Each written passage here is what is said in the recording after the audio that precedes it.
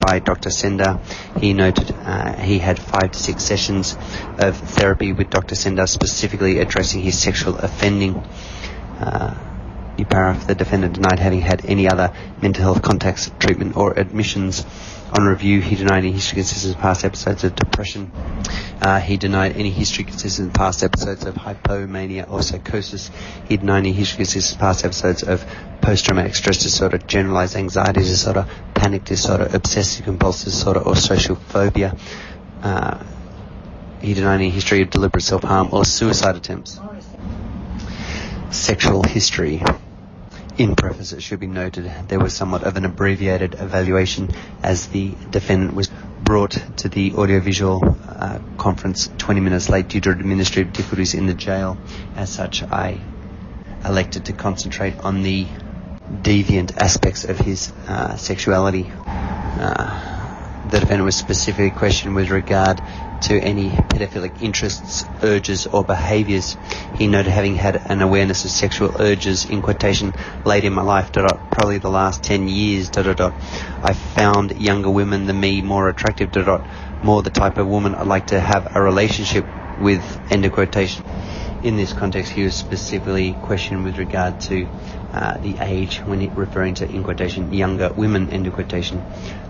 The defendant clarified, in quotation, I'm attracted to younger girls, girls who'd be old enough to know what they're doing, I'd never force myself on a young girl, I don't get aroused by someone saying no, just because you're attracted to them doesn't mean that you want to have sex with them, end of quotation. I was unable to have the defendant explicitly state any preferred age.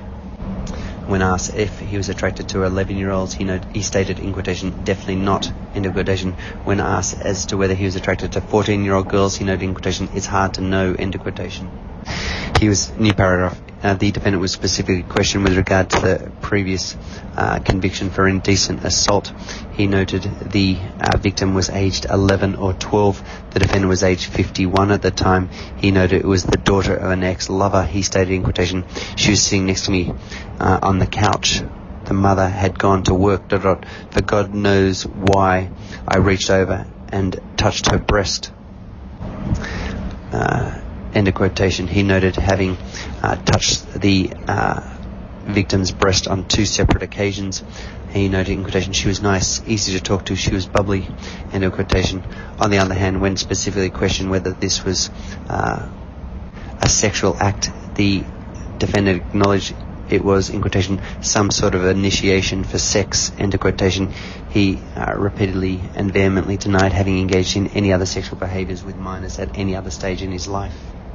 The paragraph, the defendant in fact asserted that he does not have any pedophilic fantasies or urges. He denied having ever engaged in masturbation to pedophilic fantasies.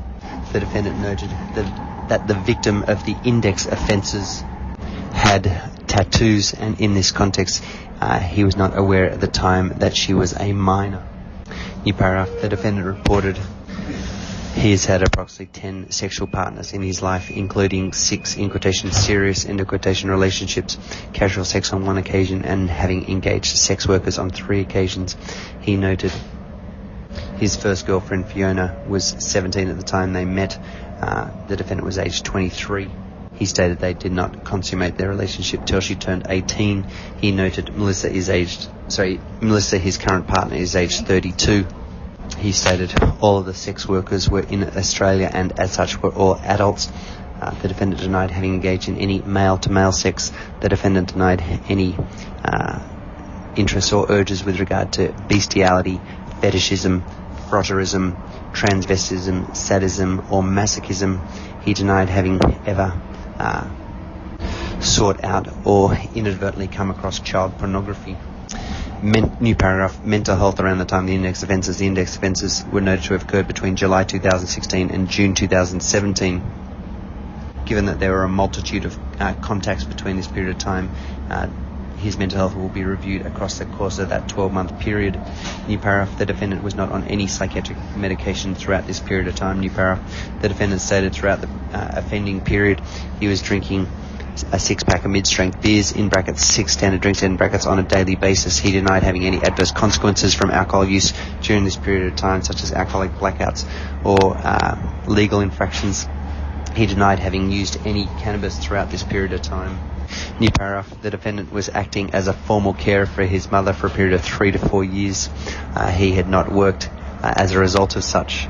New paragraph, the defendant reported he was in a relationship with Melissa. He noted Melissa fell pregnant soon after their starting the relationship, and their daughter Naomi was born on the 22nd of June 2016. He noted at the time of Naomi's birth, Melissa and Naomi were in fact living with he and his mother. Nonetheless, at some stage thereafter, they moved out to a house close by.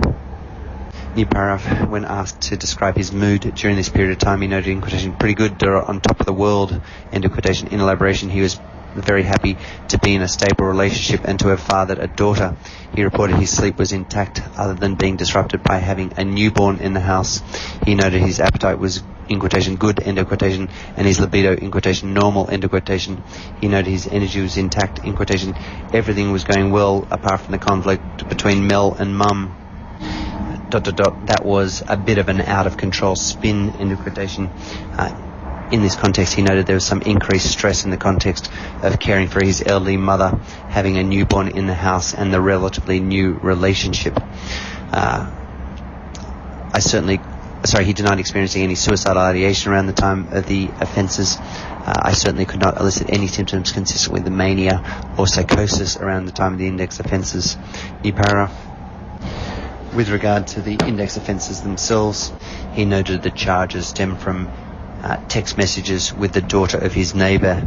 He described both the neighbour and daughter, brackets victim, brackets, as, in quotation, friends. They would come over and visit, end of quotation. He noted he's now aware the victim was aged 17. On the other hand, he stated, in quotation, I wasn't in the habit of asking their ages. She had a tattoo, so I presumed she was over 18. She kept texting me, asking me for money, so I turned around and said, in quotation, if you want some money, let's have some fun, end of quotation. When asked as to why he had engaged in such sexually suggestive communications, the defendant noted, in quotation, she talked openly about having sex with her boyfriend, end of quotation.